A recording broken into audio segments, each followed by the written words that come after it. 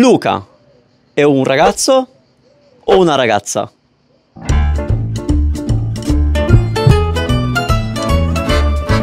Ciao studenti di italiano, oggi parliamo di nomi di persona, ma soprattutto di nomi che potenzialmente possono confondere te, studente di italiano. Sono sicuro che già sai che in italiano generalmente i nomi maschili finiscono con la vocale O e i nomi femminili con la vocale A. Abbiamo molti esempi di questo tipo, per esempio Mario è il ragazzo, Maria è la ragazza, Roberto, maschio, Roberta, femmina, Stefano, non Stefana, Stefania è la versione femminile di Stefano. Oggi vorrei parlarti di alcuni nomi maschili che terminano invece con la vocale A, che come ho detto è la vocale generalmente usata per i nomi femminili. Cominciamo? Il primo nome maschile che potrebbe confonderti è il nome Luca, che ho usato all'inizio del video. Luca è il nome di un ragazzo, è un nome di uomo, Luca.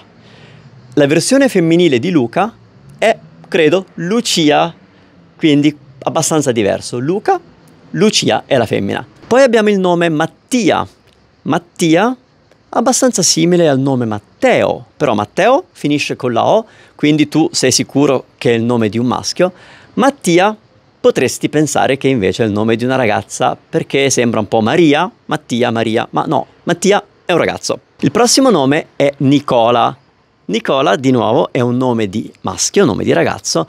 La versione femminile generalmente è o Nicoletta, più comune, o anche magari Nicolina, ma Nicoletta è il più classico. Questo nome ti confonderà sicuramente perché in inglese questo nome è sempre usato per donne, per ragazze, ma in Italia è quasi sempre usato per ragazzi ed è il nome Andrea. Andrea è generalmente un ragazzo in Italia, anche se è possibile sentire questo nome Andrea anche per una donna. Quindi Andrea è un nome che va bene per tutte e due, ma generalmente sono più maschi, ricordatelo. Andrea è generalmente un maschio. Per la ragazza abbiamo Andrea o anche Andreina. E poi ci sono altri due nomi simili fra di loro che di nuovo finiscono con la A e potrebbero confonderti. Sono il nome Enea e il nome Elia. Enea, Elia, due nomi di uomo. Ora invece guardiamo al contrario e ho soltanto un nome che vorrei dirti. È un nome di donna italiano che non finisce con la A o con altre vocali, ma finisce con la O e per questo potrebbe confonderti, perché appunto la O è per i maschi di solito, ed è il nome Consuelo. Consuelo è un nome femminile che finisce con la O. Poi abbiamo la grande categoria di nomi che invece finiscono con la E. In italiano, già lo sai, generalmente una parola che finisce con la E non sappiamo se è una parola maschile o femminile e lo stesso vale per il nome di persona. Ci sono nomi che finiscono con la E che sono femminili, per esempio Rachele. Rachele è un nome di donna. E poi ci sono nomi che invece finiscono con la E ma sono maschili, per esempio il mio nome Emanuele, Emanuele, e la versione femminile di questi nomi che finiscono con la E è generalmente con la A, quindi Emanuele, Emanuela. Daniele, maschio, Daniela, la versione femminile.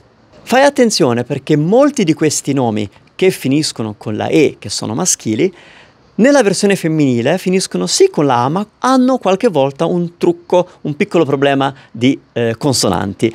Ad esempio, il nome Raffaele, Raffaele, nella versione femminile è Raffaella con due L, quindi Raffaele, una L, Raffaella, due. La stessa cosa per Gabriele, Gabriele, maschio, Gabriella, due L per la versione femminile. Ho già parlato di Stefano, la cui versione femminile è Stefania e non Stefana, e un altro nome comune italiano che non ha una versione femminile esattamente uguale è Giuseppe.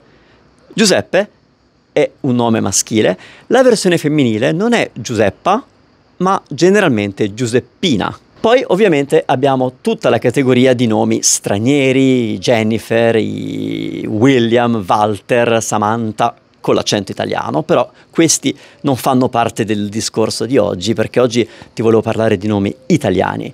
Ma c'è una categoria di nomi di donna italiani che non finiscono con la A, non finiscono con la O, ma finiscono con altre vocali o la lettera S.